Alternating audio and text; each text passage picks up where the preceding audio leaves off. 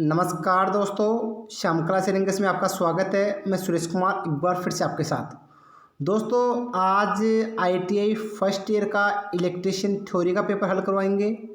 जो आप देख सकते हो, पूरा इसका आईडी नंबर, नाम और सेंटर का नाम दे रखा है, डेट दे रखा है, टाइम दे रखा है और इलेक्ट्रीशियन फर्स्ट दे रखा है। ठीक है दोस्तों, और इस प्रकार ये दे रखा है। तो दोस्तों, अगर आप आईटीआई स्टूडेंट हो और इसी प्रकार आगे भी आईटीआई पेपरों का एनालिसिस करना चाहते हो तो चैनल को सब्सक्राइब जरूर करें और बेल आइकन को प्रेस करें, जिससे आपको अगली क्लास का नोटिफिकेशन मिल जाएगा। साथ ही अगर आप अन्य ट्रेड्स हो तो इस चैनल के माध्यम से सभी ट्रेडों के पेपरों का एनालिसिस कराया जाता है। तो ये फर्स्ट ईयर का पेपर है। इससे पहले सेकेंड ईयर के भी इलेक्ट्रीशियन के लगभग बहुत सारे पेपर हल करा चुके हैं, तो आप प्लेलिस्ट में जाके वीडियो देख सकते हो। साथ ही अगर आपको पेपरों की पीडीएफ फाइल चाहिए तो भी डिस्क्रिप्शन जाइए, वहाँ पर टेलीग्राम ग्रुप ज्वाइन करो, वहाँ पर सभी पेपरों की पीडीएफ फाइल अवेलेबल है। साथ ही हम जैसे वीडियो अपलोड करते हैं तो पेपरों की पीडीएफ फाइल भी अपलोड कर देते हैं। तो ज़्यादा वक्त खराब नहीं कर स्टार्ट करते हैं। और लगभग 50 क्वेश्चन है, तो दोस्तों वीडियो में लास्ट तक जरूर बने रहना। काफ़ी अच्छे क्वेश्चन है और काफ़ी बार एग्जाम में आ रहा है और पेपर काफ़ी ईजी आ रहा है दोस्तों, ये भी देखना। तो एग्जाम से पहले इसी प्रकार के सभी पेपरों का एनालिसिस करके जरूर जाइए। तो पहला क्वेश्चन दोस्तों, केबल के चारों ओर विद्यमान तापमान में वृद्धि होने पर उसकी विद्युत धारा वहन क्षमता। तो बताओ दोस्तों, जैसे तापमान में वृद्धि होगी तो उसकी विद्युत धारा वहन क्षमता क्या होगी? तो घट जाती है। क्या हो जाती है? घट जाती है। यानी पहला करेक्ट आंसर ए। अगले ने यहाँ पर 3 किया था लेकिन इसका क्या है, रॉन्ग है। ठीक है दोस्तों, अगला क्वेश्चन की बात करें दोस्तों, अगला क्वेश्चन नंबर 2 है, धारा की इकाई है। तो बताओ दोस्तों, धारा की क्या होती है? एम्पीयर होती है। अगर आपको प्रतिरोध की पूछता तो प्रतिरोध की ओम होती। अगर आप ऊष्मा की पूछता तो क्या होती? जूल। अगर आपको वोल्टेज की पूछते तो क्या होती? वोल्ट। तो इस प्रकार चारों का आंसर इस प्रकार। तो एक क्वेश्चन 4 क्वेश्चन, तो यहाँ पर विद्युत धारा की इकाई क्या हो जाएगी? एम्पीयर। यानी करेक्ट आंसर क्या आएगा? 2 नंबर। क्वेश्चन नंबर 3 है दोस्तों, क्वेश्चन नंबर 3 में दे रखा है वोल्टेज रेगुलेटर के रूप में प्रयुक्त होने वाले डायोड है। तो दोस्तों, वोल्टेज रेगुलेटर में कौन सा डायोड प्रयोग करते हैं? तो दोस्तों, वहाँ पर जिंदर डायोड काम में आता है। तो करेक्ट आंसर क्या आएगा? 4 नंबर। काफ़ी महत्वपूर्ण क्वेश्चन है और काफ़ी इजी पेपर आ रहा है दोस्तों। देखो आगे, कार्बन प्रतिरोधक बने होते हैं। तो बताओ दोस्तों, कार्बन प्रतिरोधक किसके बने होते हैं? तो वो कंपोजिशन और फिल्म दोनों के मिश्रण से बने होते हैं। तो इसका करेक्ट आंसर आएगा 1 नंबर। क्वेश्चन नंबर 5 है दोस्तों आपका, पूर्ण चार्ज लेड एसिड बैटरी में विद्युत अपघटन का आपेक्षिक घनत्व होता है। तो बताओ दोस्तों, अगर आपकी पूर्ण चार्ज बैटरी तो उसका आपेक्षिक घनत्व कितना होगा? तो वो दोस्तों होता है आपका 1250 से लेकर 1280 तक। और आपेक्षिक घनत्व किससे मापा जाता है? तो आपका हाइड्रोमीटर से आपेक्षिक घनत्व मापा जाता है। ठीक है दोस्तों, तो बल्कि आपको आर्द्रता पूछे तो आर्द्रता हाइग्रोमीटर से और आर्द्रता आपेक्षिक घनत्व है हाइड्रोमीटर से। अलग अलग है दोस्तों। क्वेश्चन नंबर आपका 6 है, क्वेश्चन नंबर 6 है दोस्तों आपका, मुक्त इलेक्ट्रॉन की बहुलकता वाले पदार्थ कहलाते हैं चालक। और दोस्तों आपको पूछे कि मुक्त इलेक्ट्रॉन की कमी वाले पदार्थ क्या कहलाते हैं? तो मुक्त इलेक्ट्रॉन की कमी वाले पदार्थ अचालक कहलाएंगे। ठीक है, और चालक व अचालकों के बीच के गुण धर्म को क्या कहते हैं? अर्धचालक कहते हैं। अर्धचालक कौन कौन से होते हैं? जर्मेनियम व सिलिकॉन। ठीक है तो इसका करेक्ट आंसर है चालक। क्वेश्चन नंबर 7 है दोस्तों आपका, क्वेश्चन नंबर 7 है, निम्न में से किस विद्युत उपकरण में विद्युत धारा के ऊष्मीय प्रभाव का उपयोग नहीं होता है? तो बताओ दोस्तों, विद्युतीय ऊष्मीय प्रभाव का उपयोग कहाँ नहीं होता है? तो दोस्तों सेल में नहीं होता है, गीजर में होता है, हीटर में होता है और विद्युत स्त्री में होता है। तो साथियों का करेक्ट आंसर क्या आएगा? 1 नंबर। क्वेश्चन नंबर 8 है दोस्तों, जेनर डायोड को सदैव खालिस्तान अवस्था में संयोजित किया जाता है। तो इसका करेक्ट आंसर आएगा दोस्तों, जेनर डायोड को हमेशा रिवर्स बाइस अवस्था में संयोजित किया जाता है। तो correct answer 1 number. Question number 9 की बात करें दोस्तों, 9 नंबर क्वेश्चन आपका है, लकड़ी के स्क्रू का पिच है। तो बताओ दोस्तों, लकड़ी के स्क्रू का पिच है तो समीपवर्ती थ्रेड के बीच की दूरी। तो correct answer 3 number. Question number 10 है, किसी तार की विद्युत धारा वहन क्षमता निर्भर करती है। तो बताओ दोस्तों, किसी तार की विद्युत धारा वहन क्षमता किस पर निर्भर करती है? दोस्तों वही विशिष्ट प्रतिरोध और तार के अनुप्रस्थ काट के क्षेत्रफल दोनों पर डिपेंड करती है, यानी निर्भर करती है। Correct answer 3 number. Question number 11 है, क्वेश्चन नंबर 11 में निम्न में से कौन सा गुण अचालक पदार्थों में नहीं होना चाहिए? तो दोस्तों, अचालक पदार्थों में हमेशा निम्न डाइलेक्ट्रिक स्ट्रेंथ नहीं होनी चाहिए। क्या होनी चाहिए? उच्च डाइलेक्ट्रिक स्ट्रेंथ होनी चाहिए। तो इसका करेक्ट आंसर क्या आएगा? 4 नंबर। क्वेश्चन नंबर 12 है, इलेक्ट्रीशियन किस प्रकार के पेचकस का प्रयोग करते हैं? तो बताओ दोस्तों, इलेक्ट्रीशियन हो आप तो आप किस प्रकार का पेज का प्रयोग करेंगे? तो हल्के कार्य पेचकस का प्रयोग करेंगे। तो correct answer 1 number. Question number 13 है दोस्तों। 13 नंबर क्वेश्चन है, निम्न समीकरणों में से कौन सा समीकरण ओम के नियम को प्रदर्शित करता है? तो बताओ दोस्तों कौन सा करेगा? तो दोस्तों वो आता है V बराबर IR। तो इसका करेक्ट आंसर क्या आएगा आपका? C। ठीक है दोस्तों। क्वेश्चन नंबर 14 नंबर क्वेश्चन है दोस्तों आपका। क्वेश्चन है, विद्युत संबंधी कार्यों में से कौन सी छेनी का प्रयोग किया जाता है? तो दोस्तों विद्युत संबंधी कार्यों के लिए हमेशा फर्मर छेनी यानी फर्मर चीजल या छेनी काम में लेते हैं। Correct answer 2 number. क्वेश्चन 15, भारतीय एवं अंतर्राष्ट्रीय मापतोल में लंबाई का मात्रक क्या है? बताओ दोस्तों। तो लंबाई का मात्रक मीटर होता है भारतीय व अंतर्राष्ट्रीय मापतोल में। क्वेश्चन नंबर 16 है दोस्तों आपका। क्वेश्चन नंबर 16 में है, निम्न में से कौन सा एक लक्स का प्रकार नहीं है? तो दोस्तों लक्स का प्रकार आपका लक्स होता है वो आयताकार नहीं होता है, त्रिभुजाकार होता है, स्पैंड होता है, छल्लाकार होता है, लेकिन आयताकार नहीं होता है। तो इसका करेक्ट आंसर क्या आएगा? 2 नंबर। क्वेश्चन नंबर 17 है, निम्न में से कौन सा सेल प्राथमिक सेल नहीं है? तो बताओ दोस्तों, लेड एसिड सेल द्वितीय सेल है, बल्कि डेनियल, लैक्लांची और शुष्क ये तीनों क्या आपके प्राइमरी सेल है? तो दोस्तों लेड एसिड सेल आपका द्वितीयक सेल है। एक आता है निकिल कैडमियम सेल, एक आता है निकिल आयरन सेल, यानी आपके 3 सेल द्वितीयक सेल होते हैं। तो इसका करेक्ट आंसर क्या आएगा? 3 नंबर। क्वेश्चन नंबर 18 है दोस्तों आपका, परिवर्तित कैपेसिटर के रूप में प्रयोग किया जाता है? तो दोस्तों वो आता है आपका वेरेक्टर डायोड। तो वेरेक्टर डायोड आपका परिवर्तित कैपेसिटर के रूप में आता है। तो करेक्ट आंसर है 3 नंबर। क्वेश्चन नंबर 19 है, कैपेसिटिव एसी परिपथ में क्या होता है दोस्तों? धारा और वोल्टेज से आगे होता है, यानी आपका ये कैपेसिटिव परिपथ है। अब इस कैपेसिटिव परिपथ में पूछ रहा है कि इसको हम इस प्रकार एसी सप्लाई दे रहे हैं, तो अब यहाँ पर हम इसको एसी सप्लाई दे रहे हैं, तो ये पूछे कैपेसिटिव परिपथ में धारा और वोल्टेज क्या होता है? दोस्तों ये आपका निरावशित कैपेसिटर है। इस कैपेसिटर को जब वोल्टेज चार्ज करेगा तो वोल्टेज को कुछ समय लग जाएगा और धारा 90 डिग्री से आगे बढ़ जाएगी। तो कुल मिला के धारा वोल्टेज से आगे जा रही है, तो धारा लीडिंग राशि हो गई और वोल्टेज लेंगे रहे, तो इसमें क्या हो रहा? धारा वोल्टेज से आगे जा रही है। तो correct answer 2 number. Question number 20 है दोस्तों। 20 नंबर क्वेश्चन में है, एक संधारित्र दिश धारा के लिए कैसा अवरोध प्रस्तुत करता है? तो दोस्तों दिश धारा हमेशा संधारित्र के लिए अनंत अवरोध प्रस्तुत करता है, एसी के लिए निम्न करता है। ठीक है दोस्तों। क्वेश्चन नंबर 21 है आपका, कौन सा पदार्थ डाईमैग्नेटिक पदार्थ है?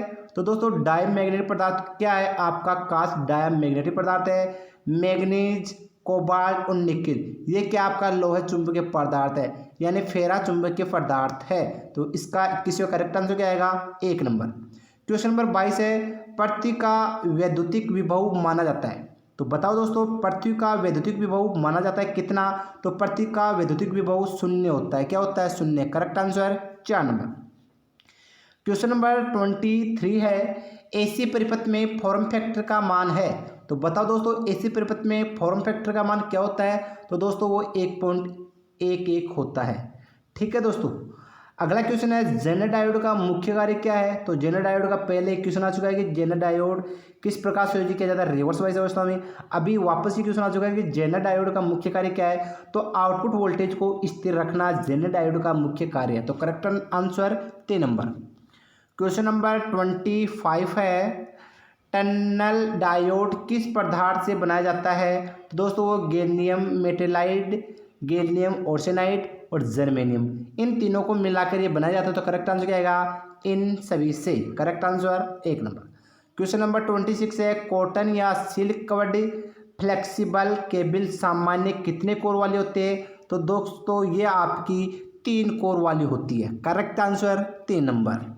क्वेश्चन नंबर 4 है दोस्तों, सिलिकॉन एक पदार्थ है? तो दोस्तों सिलिकॉन एक अर्धचालक पदार्थ है। इसके अलावा आपका जर्मेनियम होता है, ये भी क्या होता है? आपका जर्मेनियम भी होता है। तो जर्मेनियम भी आपका अर्धचालक पदार्थ होता है। तो correct answer 2 number.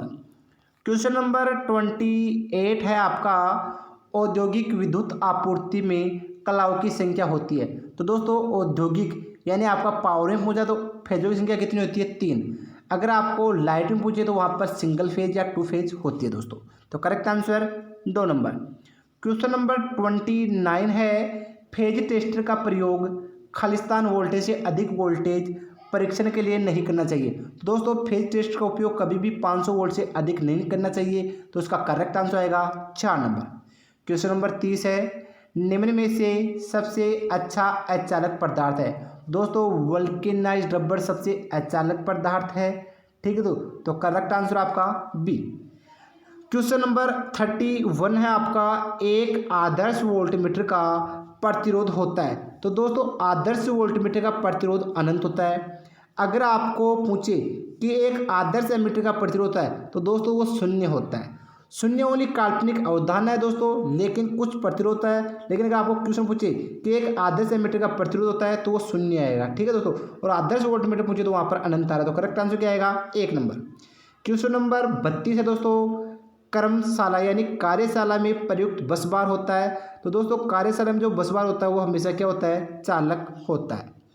Question number 33 है, कैपेसिटिव रिएक्टेंस का मात्रक क्या है? तो दोस्तों कैपेसिटिव रिएक्टेंस का मात्रक ओम है। इसके अलावा आपको मुझे प्रतिरोध का मात्रक क्या है? तो वो भी ओम है। इसके अलावा आपको पूछे कैपेसिटिव इंडक्टिव रिएक्टेंस का मात्रक क्या है? तो दोस्तों वो भी ओम है। इसके अलावा आपको पूछे दोस्तों इम्पीडेंस का मात्रक क्या है? तो दोस्तों वो भी ओम है। तो दोस्तों इसके 4 निकल के आ रहे हैं। आपको पूछे ओम ये आएगा नहीं, एम्पियर धारा का या ओम मीटर, ये विशिष्ट प्रतिरोध या प्रतिरोधकता का मात्रक होता है। तो इसका करेक्ट आंसर क्या आ रहा है? 1 नंबर। क्वेश्चन नंबर 34 है दोस्तों, भारत में एसी धारा किस आवृत्ति पर प्रेरित होती है? तो दोस्तों भारत में एसी धारा की आवृत्ति 50 Hz यानी 50 हर्ट्ज होती है। Correct answer 3 number. Question number 35 है दोस्तों, विद्युत चुंबक पर आधारित युक्ति है। तो दोस्तों रिले विद्युत चुंबक पर आधारित है, चुंबकीय वलय ये भी विद्युत चुंबक पर आधारित है, और बंजर ये भी विद्युत चुंबक पर आधारित है। तो इसका करेक्ट आंसर क्या है? इनमें से सभी, यानी सभी विद्युत चुंबक पर आधारित होने वाली युक्ति है। करेक्ट आंसर 1 नंबर दोस्तों। क्वेश्चन नंबर 36 है दोस्तों, नाइक्रोम मिश्र धातु है। तो दोस्तों नाइक्रोम किसकी मिश्र धातु है? तो ये लगभग सभी को पता होगा, निकिल और क्रोमियम की। कितनी है? 80% निकिल है और 20% क्या है आपकी? क्रोमियम है दोस्तों। तो correct answer 3 number. Question number 37 है दोस्तों, 3 पिन प्लग टॉप में अर्थिंग पिन का मोटा होने का कारण क्या होता है दोस्तों? तो अधिक शरण धारा वहन कर सके, यानी लीकेज करंट को अंडर पास कर सके। दोस्तों पेपर काफ़ी इजी है, तो वीडियो में लास्ट से जरूर बने रहना। क्या पता कौन सा क्वेश्चन वापस रिपीट हो जाए, और ऐसे ही क्वेश्चन आपको आगामी एग्जाम आपकी जो अभी सितंबर में होगी उसमें पूछे जाएंगे। अगला क्वेश्चन है विद्युत वाहक बल।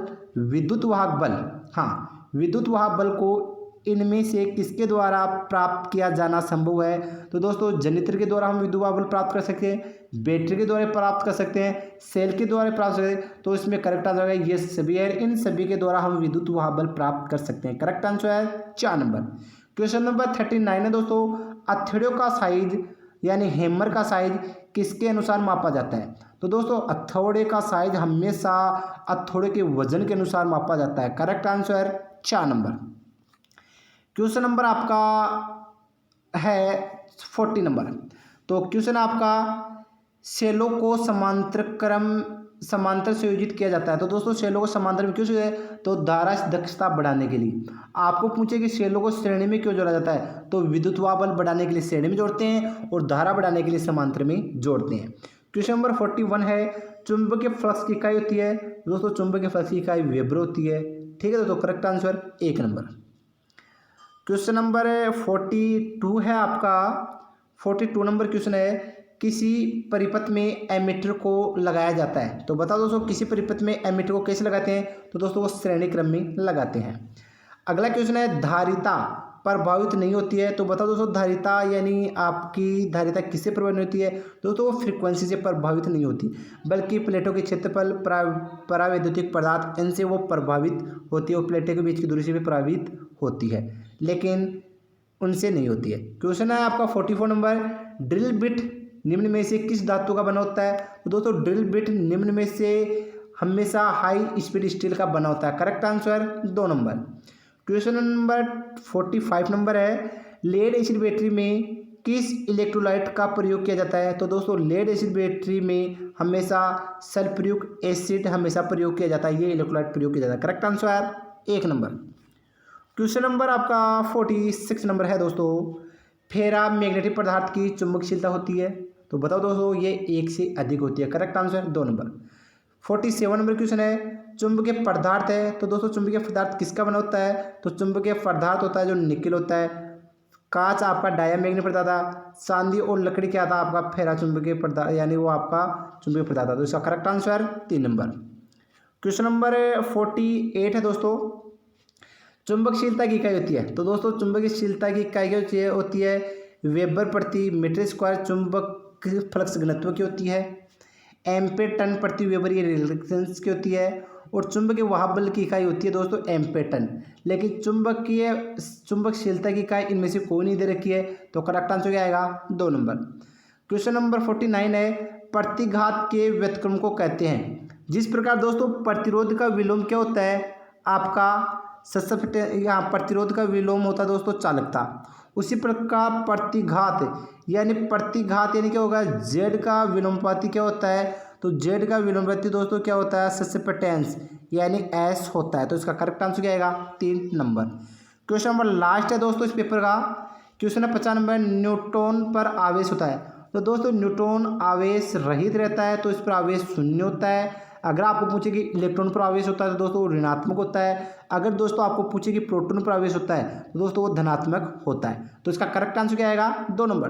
तो दोस्तों वीडियो कैसा लगा, अगर अच्छा लगा तो कमेंट बॉक्स में ज़रूर बताइए, अगर और भी अच्छा लगा तो इसको लाइक ज़रूर करें और अपने दोस्तों के साथ अधिक से शेयर करें। और इसी प्रकार आगामी वीडियो देखने के लिए चैनल को सब्सक्राइब करें तथा बेल आइकन को प्रेस करें, जिससे आपको हर वीडियो की अपडेट मिलती रहेगी। तो थैंक यू दोस्तों आपका अपना कीमती समय देने के लिए।